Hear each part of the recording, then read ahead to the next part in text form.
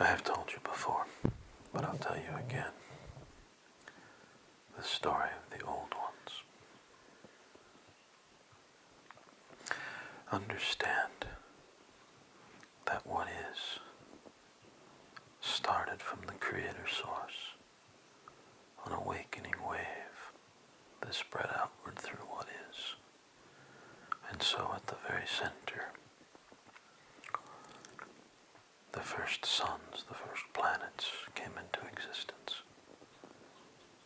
And that wave of the simplest level of the physical embodiment is far beyond this world and spreading outward.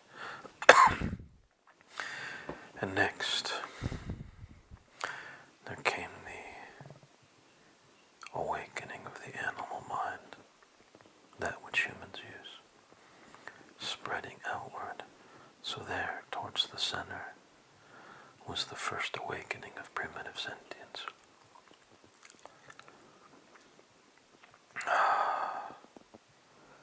It is forgotten by most what they looked like, what form they wore, but that doesn't matter.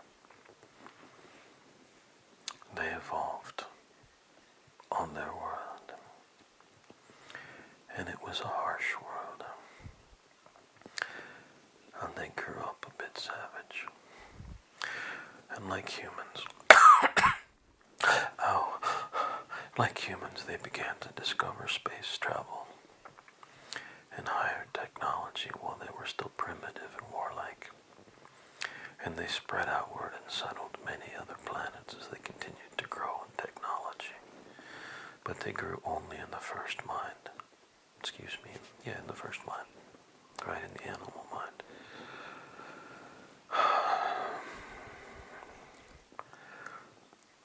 And they didn't have the second mind, the unity yet. They could have reached it, but they didn't. And so as they spread outward, their focus was on technology and science, and their hunger was for conquering others and gathering more for themselves. Things that humans can understand. And those who gathered power wanted more. And they created a kind of feudal system. Not futile, feudal, where very few had power and the vast majority were kept uneducated and poor serfs. And as they grew, this feudalism developed into interplanetary fascism. And when one of the planets revolted against their, I suppose empire is a good word, they decided they could no longer use just traditional intimidation. So they began to work with ways to control minds.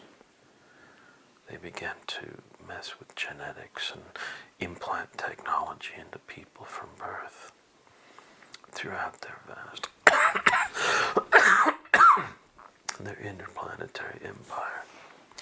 The vast majority of people were mindless, controlled slaves who could not think for themselves, and they lived and they died in poverty and suffering so that very few could have great power over others.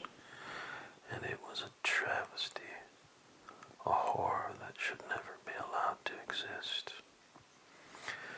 But sometimes, like in human birth, a period of great suffering and pain and bloodshed brings forth something new and beautiful. And this is what happened among them, among the powerful ruling caste who were not mind controlled. A few of them lived long enough because, of course, they were all afraid to die and extended their lives. They lived long enough that they began to acquire wisdom. And they discovered the second mind, the hearts, the place of unity. And amongst this small group of the very powerful, they tried to change their society from within, and they struggled, and there was warfare and violence and horror. And eventually, they decided the only course was destruction. That what had become so powerful could not be changed, they would have to destroy it and build again from the ashes. And like most races that follow such a path, they had become fat and lazy and complacent. They thought they could not be touched, and so they were easily overthrown. And these people spent perhaps thousands of your years developing a vast plan to destroy all their communication satellites, all their ships, all their data banks of memory, to wipe out everything. And in a short and brutal and devastating war, they did so. And every one of these mind-controlled serfs on the other planet, without guidance, without someone to tell them what to do, they just starved to death. And the vast majority of their species died a horrible and painful death. And their worlds were destroyed, devastated by war and violence and vast weapons of destruction. And only a few of them survived. And they survived in a small, isolated atmosphere in a colony on an asteroid or small moon. And from there they wreaked this great havoc. It was a thing of horror, but they could find no other way to undo the great harm that had been done.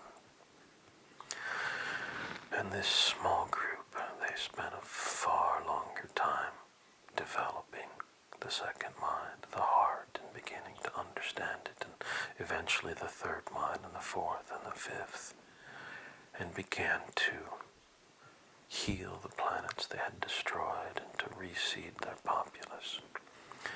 But they kept them at a pre-spaceflight technology stage until each of these worlds had reached the level of unity, the level of the heart at which such war and horror and conquest was not possible.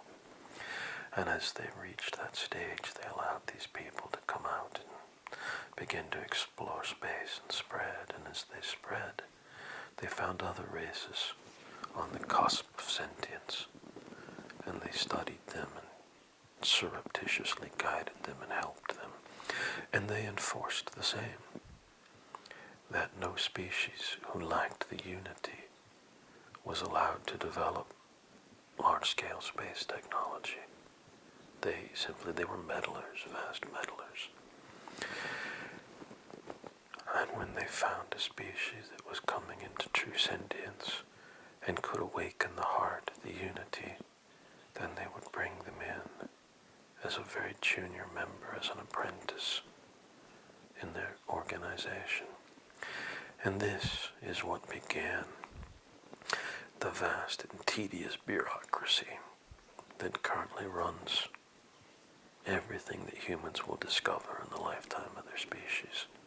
There are no places where there are vast empires of Borg or evil mind-controlling aliens, or there is no space warfare. It isn't allowed. This began from the earliest race. And they have they have continued to spread outward. Of the original group who lived in that little isolated colony on that asteroid or small moon, most of them reached a level where they no longer needed to maintain a physical body, and they remain in the subtle realms, and they travel like ghosts or spirits or great guardian angels out to the very edges of the expanding wave of the first mind.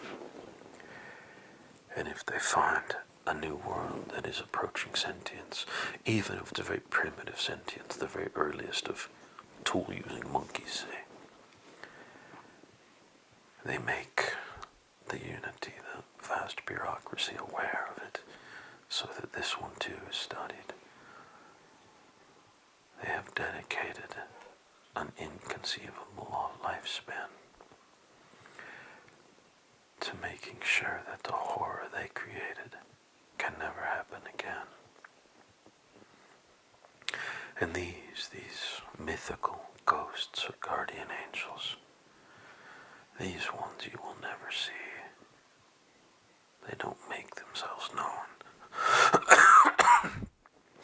Or exceedingly rarely do they make themselves known. They work behind the scenes. But you will, in your lifetime, you humans will see in this current lifetime the unity.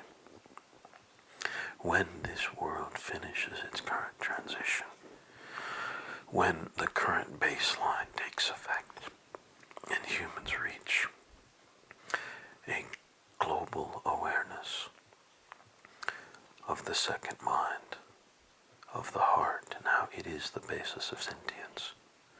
The first mind, that which humans now work with, the animal mind, is only pre-sentience.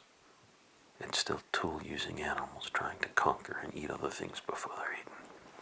And the second mind is the beginning of sentience. So, in your lifetime, you will see this happen, the awakening of the second mind. And these early ones, the old ones, so ancient that they are a myth even to the old races in the unity.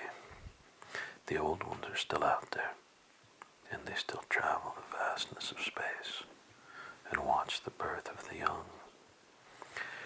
And a little like, the silly human mythology of the space rangers who have these glowing green rings and kind of superpowers. Every so often they find someone, perhaps one of the sisters, they find someone who has grown old enough and wise enough to leave behind the body with a vast sense of compassion who wants to help, and they bring them into their group. And so the ranks of the old ones are still growing, and will for probably the entire process of what is. They are the harmonizing factor that spreads out and organizes and heals the system so that the savage tragedy in which they were born cannot be repeated.